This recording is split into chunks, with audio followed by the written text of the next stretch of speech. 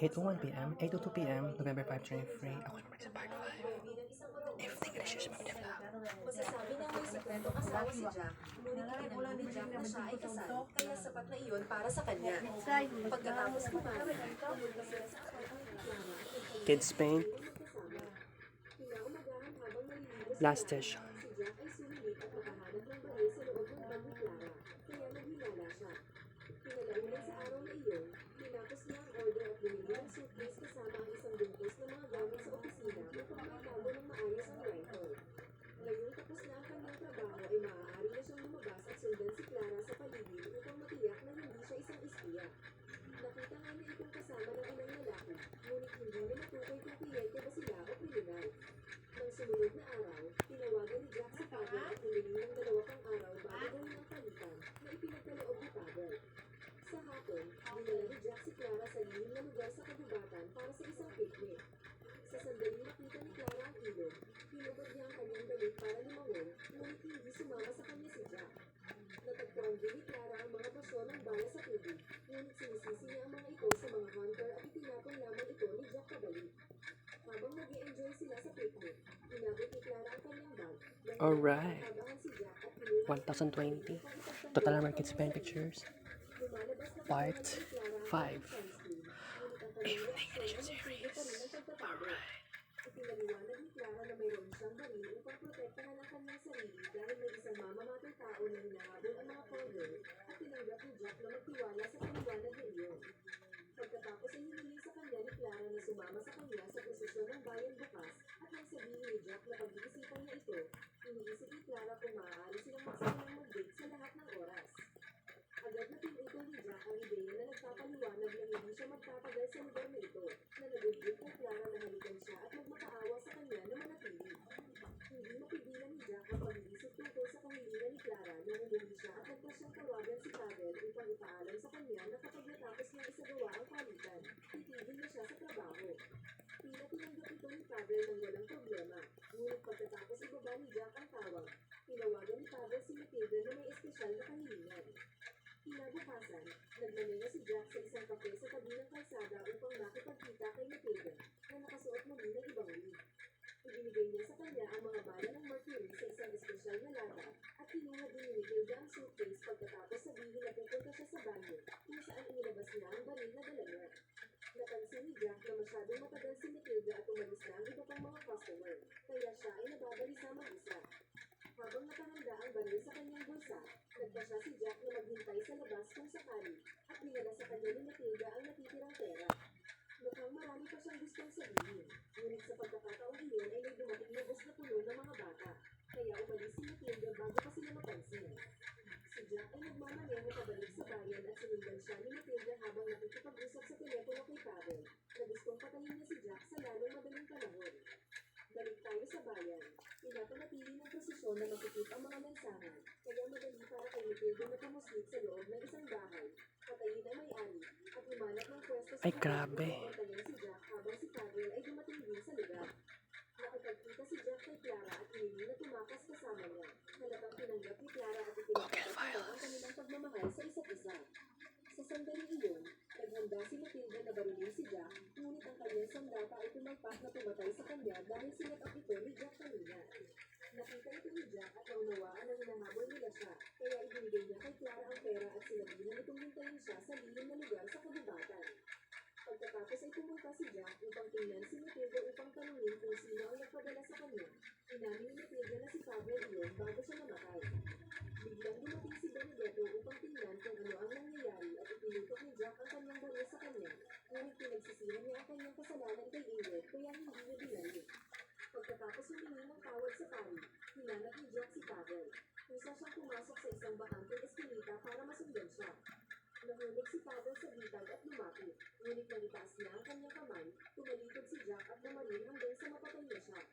Pagkatapos, sinakyan ni Jack ang kanyang kotse para pumunta sa kagubatan, ngunit nagsimula siyang makaramdam na hindi maganda nang malaman niyang tinamaan siya ni Pavel at ngayon ay unti-unti na siyang dumudugo sa kanyang kamatayan.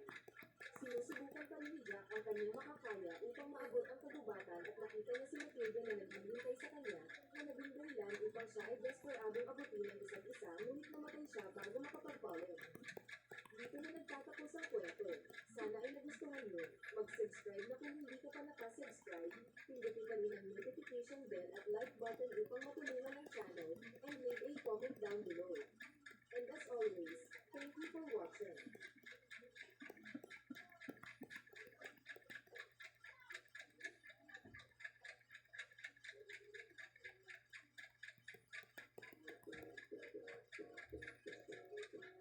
Simula ang Stronger Namson kung saan ay ipinakita ang isang countryside sa Mongolia pagkatapos ay nagsipasukan na ang mga fighter na maglalaban sa loob ng wrestling ring. Ilang sandali ay naglaban na ang mga ito at pagkatapos ay ipinakilala na ang last year champion. Kaya pinanap ng mga tao ang umamon sa napakalakas na lalaki na nag-champion at laking gulat nila nang makitang lumabas ang isang batang babae na ang pangalan ay Chen. At matapos ng malinting at pagtawa na ng lalaki ay binuhat niya ito at hinihagis. Kaya galit na galit ang lalaki ang tinatapos na ito ngunit pinagdakan lang niya ito sa pet. Galit na galit na naman pinagay ito sa Chen ngunit sinawakan lang ni Chen yung kanyang pahakat na pinaikat siya sa ere at galit ni Hagis.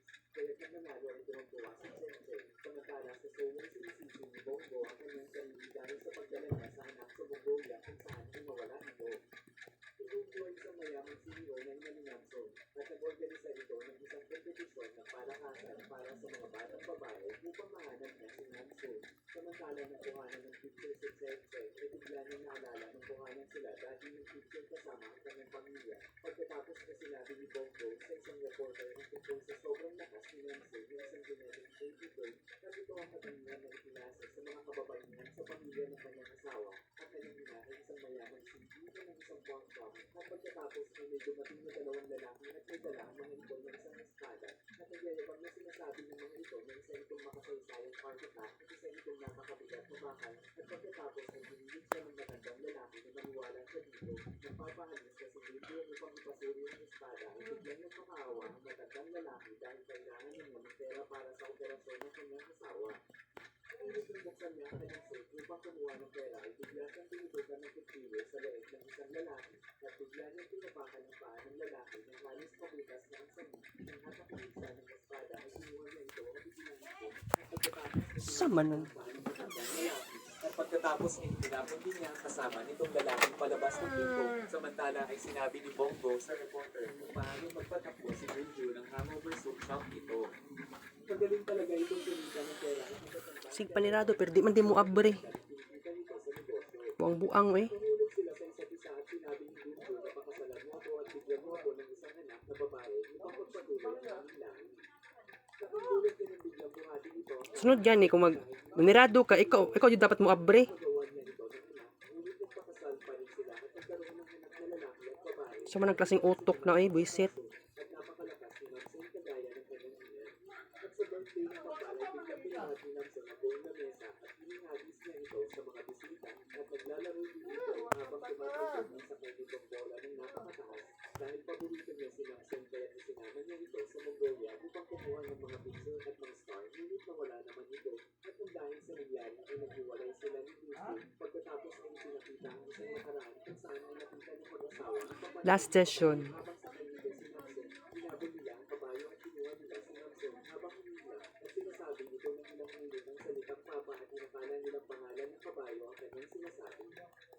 Nakita nila kay Namson ang damit na suot niya noon at nakita niya ang isang tag na may nakasulat na Made in Korea. Pagkatapos ay nanood siya sa TV ng Gangnam Style at bigla siyang nakarinig ng mga tumatawag sa kanyang pangalan na Gangnam Sing. Kaya dahil dito ay naalala na niya ang kanyang tunay na pangalan. Agad niyang sinabi ito sa kanyang ina at sinabi niya na mula ako sa bansang Korea at ang pangalan ko ay Gangnam Sing. At pagkatapos ay nag-aaral siya ng Korean at nagpastol ng mga tupaw upang kumita ng pera. Lumaki na si Namson at pagkatapos ay sinabi ng kanyang ama na magpakasal at lumagay na siya sa kanina. Ngunit sinabi ni Namson na mag-aasawa siya ng isang lalaking Korean. Samantala sa Seoul ay nagpatuloy pa din ang contest ng palakasan. Yawa. Sa dito na ang manalong batang babae ay maaaring si Namson. Kaya pinuntahan niya ito upang makausap. Buisit. Ang pangalan niya ay Wobia. Yawa dyan.